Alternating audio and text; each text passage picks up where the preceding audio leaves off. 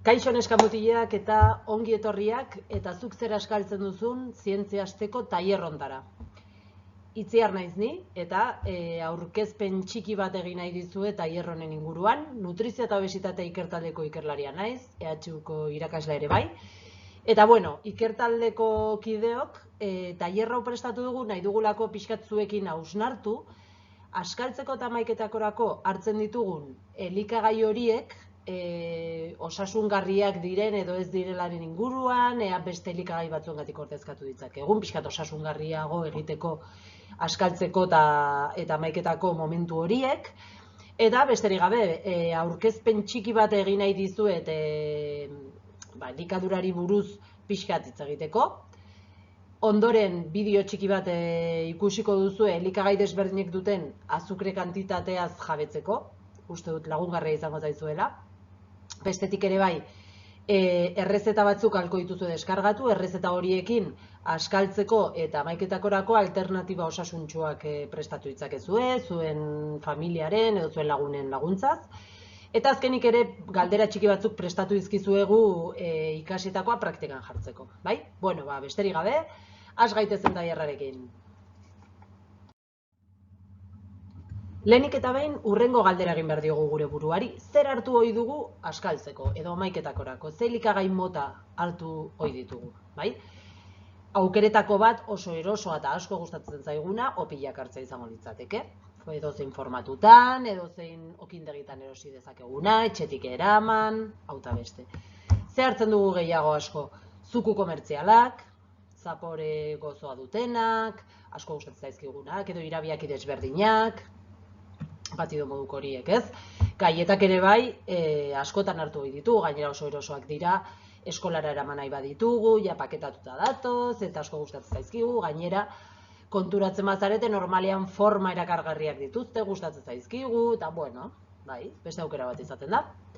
Bestetik jogurrak hartu ohi ditugu, esneki postre desberdinak, kakao kremak, ez? Normalean bokatak pentsatzen dut mota desberdinetakoak egingo dituzuela, baina ziur nago gehienei gustatzen zaizuela asko kakao krema tokatzen den egun hori, ez? Azkenean, bokata goxoa gelditzen zaigulako. Kakao solugarri hartu ohi dugu ere bai, askaltzeko, gosaltzeko ere bai, askotan, litxarreri desberdinak, hauek ere, gustatzen zaizkigula badakigu, ez da? Orduan, askotan holako elikagaiak hartu ohi ditugu. Claro, zer dute amankomunean elikagai hauek? Oso goxoak direla, asko gustatzen zaizkigula, oso onak dira elikagai hauek, ez? Baina zergaitik izango da hori? Zergaitik gustatzen zaizkigu horren beste elikagai horiek eta asko gustatzen zaigu elikagai horiek beste batzuengatik aldatzean? Noski duten azukre kantitateagatik. Dituzte beste osagai batzuk, baina normalean duten azukrea, azukre kantitate handi hori da erakartzen gaituena, bai? Baina baldakigu benetan zer den azukrea, zenbat hartu behar dugun, horren inguruko ideiarik dugu, bai ala ez, ziur zerbait badakizuela, baina ikus dezagun apur bat gehiago. Bueno, azukre iturri desberdinak aurkitu ditzakegu kontsumitzen ditugun elikagaietan, bai? Alde batetik, elikagai batzuetan era naturalean agertzen diren azukreak ditugu, bale? Azukre horiek nun agertzen dira? Adibidez, frutetan. Frutak ere, batez ere batzuk beste batzuk baino gehiago, hori badakigu, baina gozotasun bat badute. Platano bat hartzen badugu edo mahatsa adibidez, ez? Mahatsak gozotasun handia dauka, oso goxoa da. Pina, fruta guztietan azukrea agertzen da. Nun gehiago agertu daiteke esnean eta esnekietan. Bai, laktosa izeneko molekula bat osatuta, honek ez dauka garrantzi gehiagirik, garrantzitsuena da azukrea ere aurkitzen dela. Modu naturalean esneak azukrea dauka. Eta esnearekin batera, esnearekin egindako beste produktu batzuetan ere agertu ohi da. Nun? Jogurran, gaztan, holako produktuetan. Bai? Hauek era naturalean agertzen diren azukreak izango lirateke. Kasu honetan, kontutan eduki behar dugu, azukre honek ez gaituela inolaz ere kezkatu behar, bai? Kantitatea ez da oso altua, eta gainera elikagai hauek dituzten beste osagai batzuei esker, ez da gure osasunerako kaltegarria izango azukre hau. Ze gertatzen da beste azukre motarekin edo beste iturriekin. Beste horiek elikagaiei gaineratzen zaizkien azukreak izango lirateke. Horrela ikusita agian, ez dakit ideia egingo duzuen, baina oso errexi ulertuko duzue. Ze elikagai da hori? Alde batetik guk gehitzen dioguna, elikagai bati. Adibidez, esneari azukrea gehitzen badiogu, edo jogur natural bati azukrea gehitzen diogunean, hori guk gehitzen ari garen azukrea da. Bestetik ere, ez da bakarrik guk zuzenean gehitzen duguna. Baizik eta elikagaien eraketan edo prozesatzean deitzen den horretan gehitu egiten zaiona. Hori guk ez dugu ikusten, guk ez diogulako azukre hori gehitzen elikagaiei. Baina industrian elikagai horien eraketan gehitu egiten zaie. Orduan, gu ez gara konturatzen, baino elikagai batzuen bidez azukre kantitate oso handia hartzen ari gara. Klaro, ze gertatzen da, bigarren motatako azukre hauekin bai arazoak eduki ditzakegula. Ja azukre honek kezkatu behar gaitu. Frutan, esnean edo esnekietan agertzen den azukrea ez du arazo bat suposatuko. Baino, elikagai hauetan agertzen den edo guk gaineratzen duguna, behar baino gehiago hartzen badugu, orduan bai arazoak eduki ditzakegula. Hau da kontrolatu beharreko azukrea. Ia, esan dizuedan bezala, bigarren motatako azukrearekin kontuz ibili beharko ginateke. Hau da, guk gehitzen dioguna, eta batez ere elikagaien eraketan gehitzen zaion azukre horrekin. Baina guk nola jakin elikagai batek azukrea duen, ala ez duen. Horretarako, denda edo supermerkatura baldin bagoaz, gurasoak laguntzen badituzue erosketak egiten, elikagaien etiketan fijatu zaitezkete, hori egiten duzuenean. Zer egingo dugu hor? Ze gauza begiratu beharko dugu etiketa batetan jakiteko elikagai batek azukrea daukan edo ez daukan, edo azukre asko duen edo gutxiago duen. Nolabait esateko. Zertarako balioko digu honek? Elikagaia proposena aukeratzeko. Orduan, bi gauzatan fijatu beharko gara. Hemen, etiketa baten adibidea jarri dizuet. Gaieta batzuen etiketa izango litzateke, eta bi gauza ditugu. Alde batetik taula nutrizionala, gaztelaniaz informazio nutrizional jartzen duen hortan. Hor, taula horretan, fijatzen bazarete, hidratos de carbono jartzen duen hortan, de los cuales azúcares, horretan, hor dugu azukrea. Eta hor, azukre kantitatea adierazten digu. Zenbat gramo dituen produktuaren 100 gramok, edo adibidez, kasu honetan, adibide erresa izango litzatekena, gaieta batek zenbat azukre duen. Kasu honetan, gaieta batek 1,5 gramo azukre ukiko ditu. Bat jango badugu ez da arazoa izango, baina horrelako 10 jaten baditugu, baina kantitatea garrantzitsuago da. 5 gramo izango dira eta hori ja askotxo da. Orduan horrekin kontuz ibili beharko gara.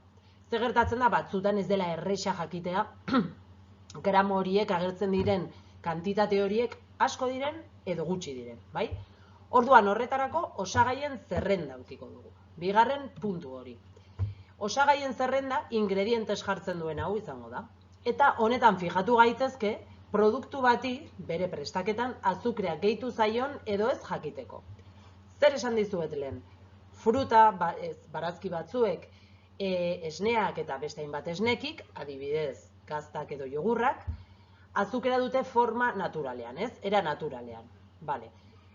Horrekin ez dugu zertan kezkatu, baina zer gertatzen da industrian azukreak gehitu zaionean, hau da, produktu horren eraketan azukreak gehitu zaionean. Horrekin ja kontuz ibili behar garelako. Hor identifikatzeko zer egin beharko dugu, osagaietan begiratu esaten ari nizuen bezala. Orduan, lista honetan fijatzen bazarete, zerrenda honetan fijatzen bazarete, ingredientes honen ondoren harina de trigo izango litzateke gaieta horien lehenengo osagaia, baino begira zein den bigarrena, azukrea. Orduan, horrek zer esan nahi du? Azukrea gehitu egin zaiola produktu horri. Gainera, ez dut etaietan sartu nahi, ez dela komplikatua delako, baina azukreak izen desberdinak hartzen ditu. Eta kasu honetan, azukrea gaineratzeaz gain, gaineratu dizkioten beste osagai batzuk, jarabe de glukosa y fruktosa esaterako ere, azukrez betetako osagaiak dira. Beraz kontuz, Maria gaieta hauek, dirudi azukre asko ez dutela, baina nahiko dute. Orduan, kontuz ibili beharko gara. Azukrea hor dugu, eta gainera, aipatu behar dizudan beste gauza bat, eta oso garrantzitsua dena eta zuen gurasoen laguntzaz fijatu bartzaretena da, non agertzen den azukre hori osagaien zerrendan. Zergaitik diot hau? Osagaien zerrendan, ordenean agertzen direlako osagaiak. Hau da, lehenengo kantitate handienean agertzen diren osagaiak ditugu, eta geroz eta gutxiago agertzen direnak joango ditugu kokatzen zerrenda horretan. Zer esan nahi du horrek? Azukrea, gaieta hauen bigarren osagaia baldin bada, kantitatea nahiko handia da.